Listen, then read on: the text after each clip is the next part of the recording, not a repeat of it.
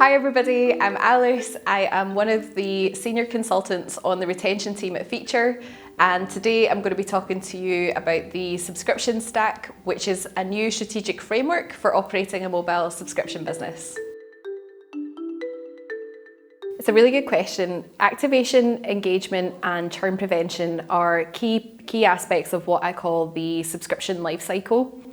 So in order to properly set up and add value to users' lives through a subscription product, you need to make sure that you're targeting users at these key areas of the subscription lifecycle. So for activation, your key goal is really to onboard, educate, and guide users to the value proposition and make sure that you're getting users to actually try the value proposition so that they can understand what the product does and how it adds to their daily lives. For engagement, this is a really important aspect of the subscription lifecycle as well. We want to make sure, depending on the type of product that you have, that you're continuing to engage users by adding, for example, content, if it's a content app, or personalizing the content recommendations. Churn prevention is also a really interesting aspect of the subscription lifecycle, but the key with churn prevention is we want to make sure that you are doing enough at the engagement stage that users are unlikely to churn in the first place. The first thing that you should be doing when you onboard users is making sure that you reinstate the value proposition. So contrary to popular belief, onboarding actually starts in the stores.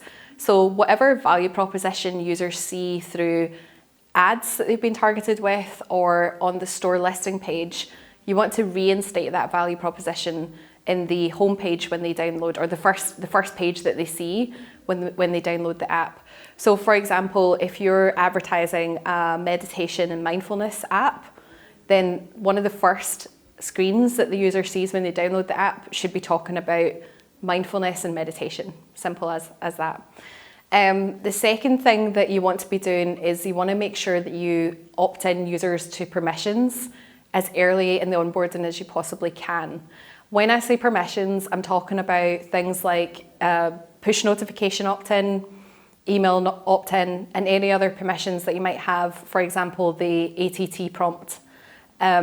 The reason why I suggest that you do them very early in the onboarding is because it's very common for users to drop off or drop out of the funnel during the onboarding phase, particularly if you've got a long onboarding. So we want to make sure that we've captured all of their permissions to contact them through marketing channels so that if they do drop out, we can win them back. Personalization is really important to keeping users engaged, because if a user doesn't feel like the product fits within their own lifestyle and their own needs, then they're very unlikely to use it.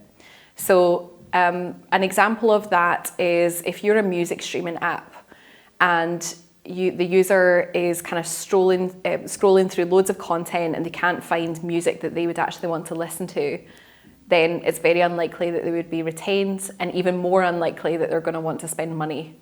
So we want to make sure that whenever we onboard new users, and particularly new subscribers, we ask the right questions, we figure out why they're there, what they want to use the app for, and then we use that data to follow up with those users and continuously guide them to the right place in the product.